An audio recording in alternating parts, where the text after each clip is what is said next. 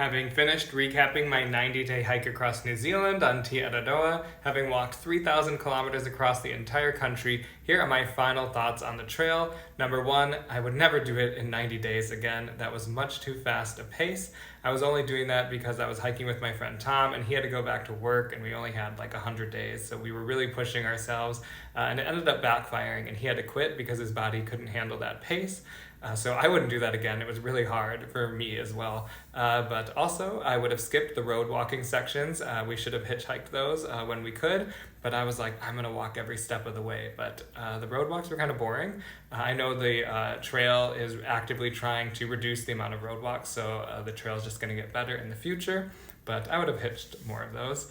But also, the trail just goes through some of the most fantastic scenery. It's so diverse. You're going through cities like Auckland and Wellington, and then also really, really remote sections on the South Island and mountains and things like that. I think I was hiking for like a week once without ever seeing any sort of civilization, just way out there. Just fantastic. Canoeing down the Wanganui, just so many fun things. There's sections you can bike, which in hindsight I wish I had biked as well, because the trail isn't just about walking. You kayak, you canoe, you bike, you hike. It's great.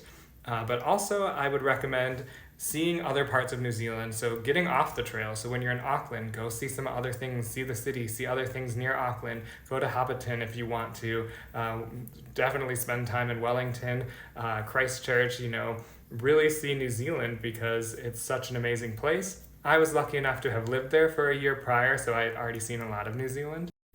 But it's just a fantastic country, so really recommend everyone to try and see as much as they can.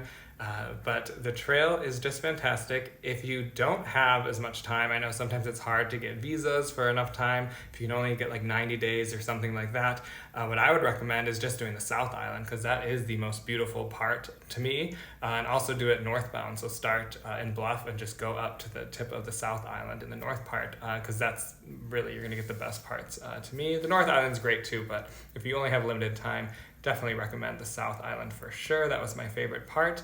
But overall, if you want to know more about my hike, I do go way more in depth on my blog. I have all my journal entries and things like that, my gear list and all of that. It's at astraylife.com. And I also have my YouTube videos. I think it's a 30-part series that I did when I was actually hiking the trail 5 years ago. I documented it from the trail, so you'll see more of that. So definitely check that out, youtube.com/astraylife. And also on my website, I have cool shirts like this. It has Te Araroa that I designed with all of the different locations. So super cool. But thanks for following along on my journey. Happy trails.